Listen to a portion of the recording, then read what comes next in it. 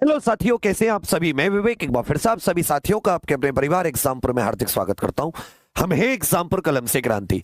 साथियों, एक बहुत बहुत बहुत बड़ी और इंपॉर्टेंट न्यूज आप सभी को देनी है, जो कि कल शाम में ही पता चली थी और इसको पहले कंफर्म कर लिया, फिर आपसे बता रहा हूं। देखिए, ये जो उत्तर प्रदेश के जितने भी शासन के आदेश होते हैं, सरकार के आदेश, जिनको शासनादेश कहते हैं, दीर्घ संधि के द्वारा शासन प्लस आदेश, शासनादेश अर्थात गवर्नमेंट ऑर्डर। तो उत्तर प्रदेश सरकार के जितने गवर्नमेंट ऑर्डर है, वो एक वेबसाइट है जिसका नाम है शासनादेश.gov.यूपी.gov.in। आप खुद से अपने मोबाइल में भी सर्च कर सकते हैं, SHASANADESH, शासन आदेश .UP.gov.in। तो इस प्रकार से एक ऐसा पोर्टल खुलेगा। यहां पर कुछ विभागों के नाम होंगे कि भाई आप किस विभाग का खोजना चाह रहे हैं, और यहां पर आपसे डेट, तो आप डालिएगा कार्मिक विभाग। इसमें सबसे ऊपर क्या डालिएगा? कार्मिक विभाग। और डेट में डालिएगा 21 जून से 22 जून। डेट में क्या डालोगे? 21 जून से 22 जून।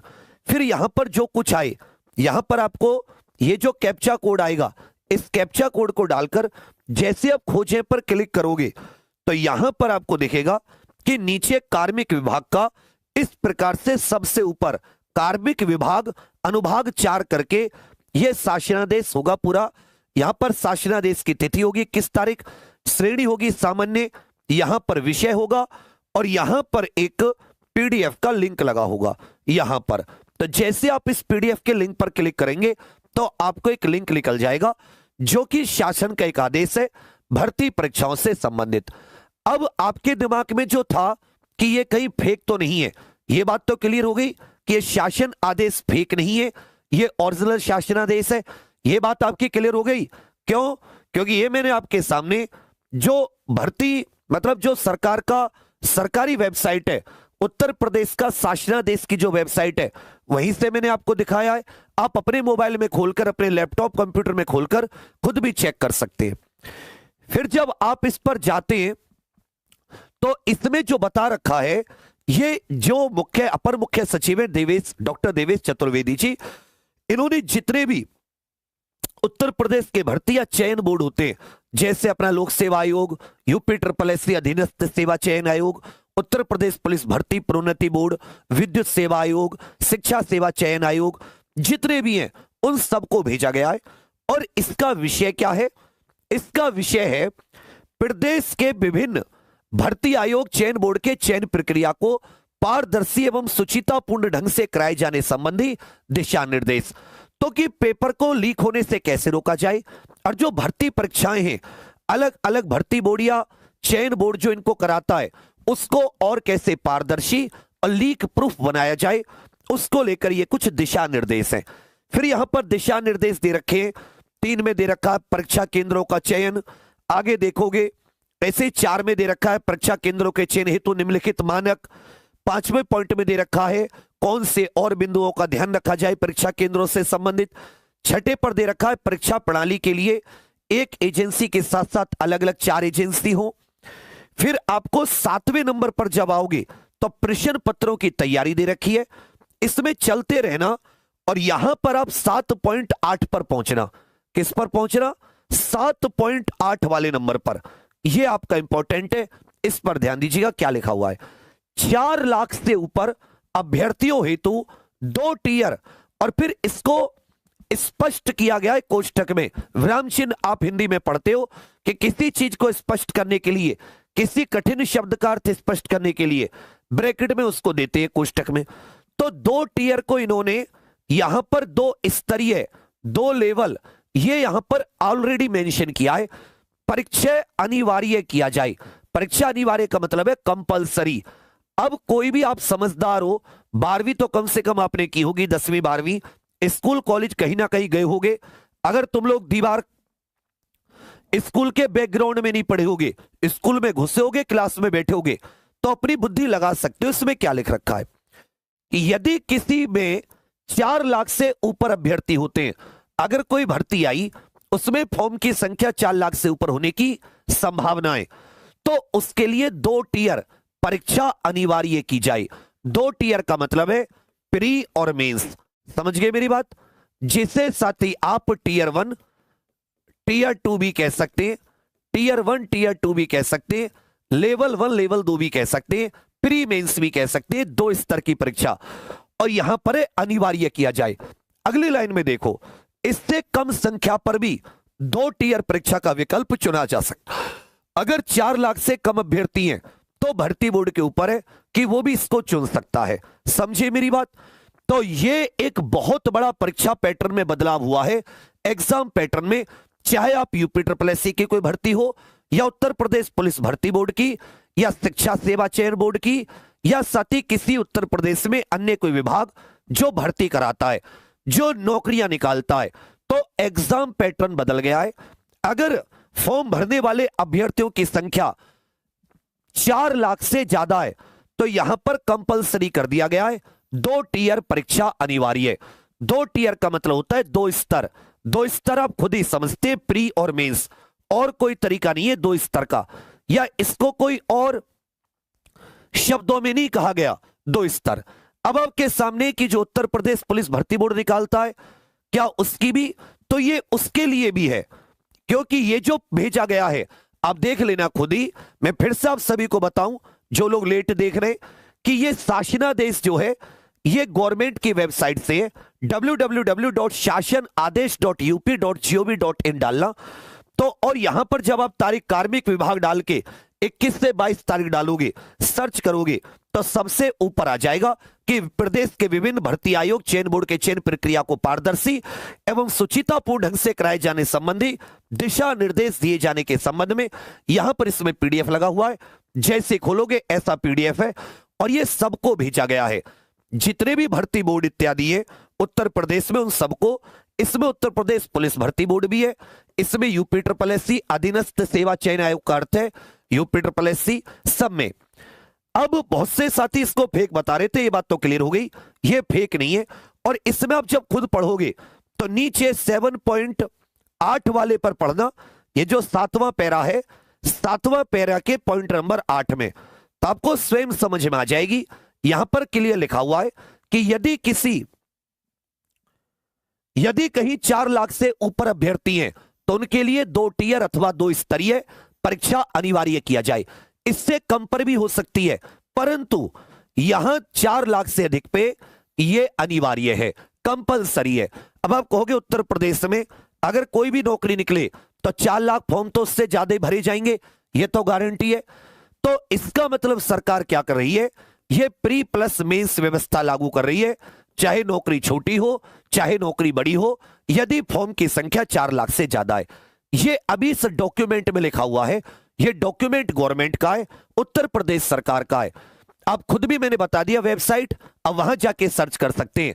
देखो बच्चा, कोई अखबार की न्यूज आएगी या सरकार की, तो मेरा दायित्व बनता है कि मैं तुम लोगों तक पहुंचाऊं, समय से पहुंचाऊं। उसके लिए मुझे एक वीडियो बनानी पड़े 1000 वीडियो। जब मैं पेपर लीक के ऊपर वीडियो बनाता था ना, कि ये हर चीज दिखाता था, एक भी कहने नहीं आता था। जब भूखे प्यासे हॉस्पिटल में एडमिट हुए, मर जाते, तुम में से किसी को फर्क नहीं पड़ता। और मैं अगर कोई न्यूज आती है उसके ऊपर भी वीडियो बनाते, तो जब ये नहीं कहता जाके चीज लो मत लो, तो भी कुछ लोग हैं जिनको पता नहीं क्या फत होती है। ये असली खबर है, और ये गवर्नमेंट की वेबसाइट से, मैं अपने घर से प्रिंटिंग प्रेस नहीं लगा रखी। जब 12-12 घंटे ओरिजिनल क्लास लेने का शौक है, मुझे शौक नहीं है, लेकिन न्यूज आएगी तो नहीं दूं क्या? मैं एक डॉक्टर मरीज को बताएगा ना बीमारी क्या है, तभी तो ठीक करेगा। या डॉक्टर बताई ना कि जी तुमने तो बीमारी बता दी, हमारा मरीज मार दिया। अजीब लोग हैं, कहां से? अबे भाई तुम देख क्यों रहे हो? ब्लॉक करो, अनसब्सक्राइब करो, खत्म बात। देखना भी, परेशान भी करना, फिर नहीं लाएंगे न्यूज की जी न्यूज नहीं दी। तो बच्चा, ये एक जो एग्जाम पैटर्न है उत्तर प्रदेश के, जितनी भी भर्ती परीक्षाएं, चाहे वो शिक्षक भर्ती हो, चाहे, अब बहुत सारे ऐसे बच्चे कह रहे हैं कि सर देखिए यूपी SSSC में तो 2 स्तर ऑलरेडी लागू है, पैट लागू है पहले से, फिर मुख्य परीक्षा होती है, उसमें भी सीटेट, यूपी टेट, फिर सुपर टेट होता है शिक्षक भर्ती में। और लेकिन मैं आपको क्या बताऊं, ये मुझे नहीं पता कि इन्होंने क्या सोच के लिखा, क्यों लिखा, लेकिन इनके अनुसार जो है जहां भी 4 लाख से अधिक अभ्यर्थी हैं उसमें 2 स्तर की परीक्षा अनिवार्य है। तो जिनमें है अच्छी बात है, जिनमें नहीं है उनमें। अब आप कहोगे इसके लाभ हानि क्या है, तो इसकी सबसे बड़ी जो हानि है वो है भर्तियों का लेट हो जाना। ये सबके लिए जरूरी नहीं है, हर एग्जाम के लिए जरूरी नहीं है। कांस्टेबल के लिए 2 स्तर की कोई आवश्यकता नहीं है, नॉर्मल सी नौकरी होती है, 20-25 हजार रुपए सैलरी, दिन रात खपना पड़ता है, कोई मतलब उतना वो नहीं, बस अपना एक बच्चे को स्थायी रोजगार मिल जाता उसकी पढ़ाई लिखाई के हिसाब से। ऐसी जॉब्स के लिए ग्रुप सी के लिए कोई आवश्यकता नहीं है। यह ग्रुप बी की पोस्ट पर हो जिनमें ग्रेड पे अच्छा होता है तो कोई दिक्कत नहीं। यह भर्ती को लंबा खींचने का तरीका है। मैं बताऊं, मेरे जैसे टीचर कोचिंग संस्थान के लिए, जैसे तुम दुनिया भर का उल्टा सीधा बोलते हो दिन रात मरते हुए भी तुम्हारे पीछे, उसके लिए बहुत अच्छा है, बहुत कोर्स आराम से बेचेगा, खूब पैसा कमाएगा। लेकिन स्टूडेंट के लिए गलत है, और गलत है तो हम बोलेंगे कि गलत है। ग्रुप सी के लिए जरूरी नहीं है जहां 2000, 1800, 2400 ग्रेड पे होता है, यह होना चाहिए जहां 4600 ग्रेड पे होता है, 4800, 5200 ग्रेड पे होता है, वह होना चाहिए जहां लाख रुपए सैलरी के हाथ में आते हैं। इन बच्चों की क्या गलती है, ये भर्ती लटकेंगी इन्होंने क्या सोच के कि कहीं थोड़ा सा चीटिंग रुक जाए। वो बात ठीक है, चीटिंग थोड़ा सा रुकेगी, 2 बार आदमी पेपर खरीदने में डरेगा, थोड़ा सा पैसे भी ज्यादा लगेंगे उसके। और अब जैसे केंद्र सरकार का वो कानून लागू हो गया 21 जून से, अब यूपी भी अपना एक कोई टफ कानून लेकर आना चाह रही है। इससे टफ क्या ही लेके आएगी, 10 साल। हाँ, मृत्युदंड इसमें दे दे तो अच्छी बात है, 1 करोड़ रुपए जुर्माना, इससे ज्यादा टफ तो लेके नहीं आ सकती। तो मतलब लेके भी आ सकती है, सरकार के ऊपर है, पर मोटे तौर पर इनका जो उद्देश्य है वो थोड़ा सा मतलब चीटिंग को थोड़ा सा कम करने का। और दूसरी तरफ आप देखोगे तो भर्ती खींचेगी, तो इसका पॉजिटिव भी है, इसका नेगेटिव है, मैंने दोनों बता दिया। अब इसमें क्या है, ये सभी भर्ती परीक्षाओं के लिए भी जरूरी नहीं है, दूसरी बात। और ये साथ ही ग्रुप सी के लिए तो बिल्कुल भी जरूरी नहीं है। ग्रुप बी, ग्रुप ए में आप 3 करा लीजिए, इंटरव्यू ले लीजिए, कोई फर्क नहीं है। ग्रुप बी की पोस्ट होती है यूपी पीसीएस से, वहां पे कोई आपत्ति नहीं है, कोई इश्यू नहीं है, क्योंकि वहां का ग्रेड पे उतना ऊंचा है। ये 20-25 हजार रुपए सैलरी वाले, 30-35 हजार रुपए एसआई कांस्टेबल में क्या डबल लगेगा, उससे तो और खिंचेगा। तो इसके पॉजिटिव नेगेटिव दोनों हैं, उसमें कोई दिक्कत नहीं है। बस गवर्नमेंट का तरीका मैंने बता दिया, गवर्नमेंट क्या सोच के ला रही है, और तुम्हारे लिए क्या नुकसान है, दोनों मैंने बता दिया। लाभ भी बता दिया, थोड़ी चीटिंग कम होगी, नुकसान क्या है, भर्ती लंबी खींचेगी। और अब आपके दिमाग में आ रहा होगा, सर ये जो 60,244 भर्ती है, क्या इसमें भी? तो अभी मैं ये नहीं कह सकता, मेरे विचार में जो भर्ती चालू है उस पर यह लागू नहीं होगा, लेकिन जो नहीं आई है, चाहे आगे आने वाले समय में हो सकता उनमें, एसआई में, उनमें लागू हो जाए। जिनमें है ऑलरेडी उनके अतिरिक्त भर्तियों में भी, क्योंकि यहां पे अनिवार्य शब्द दिया गया है। और यह गवर्नमेंट का आदेश है जो 21 तारीख को, इस पर 19 तारीख लिखी हुई है, पर यह भेजा कब गया है, 21 तारीख को इस पर अपलोड किया गया है। समस्त चयन बोर्ड, समस्त भर्ती बोर्ड जो उत्तर प्रदेश के, आप स्वयं शासनादेश की जो वेबसाइट है गवर्नमेंट की, वहां जाकर देख सकते हैं। समझिए मेरी बात, और अपनी राय जरूर दीजिएगा कमेंट्स में। इसी राय के हिसाब से आपकी क्या राय है, या पे इसके लिए आपके लिए अच्छा है, बुरा है, बिना मतलब किसी के दबाव में आए, अपनी एक राय होती है हर इंसान की, उसके अंदर बुद्धि होती है, उस राय को ऑफलाइन कमेंट्स जरूर कीजिएगा। उसी राय के हिसाब से गवर्नमेंट तक आपकी बात पहुंचाने की कोशिश करेंगे, क्योंकि भर्ती लंबी ना खींचे। इसमें कहीं भी ये नहीं कहा गया कि भर्ती प्रक्रिया 100 दिन में, 180 दिन में होनी चाहिए। बच्चों के लिए भी तो कुछ दीजिए कि भाई 180 दिन में 2 टीयर कराएंगे, 180 दिन में करा लेंगे,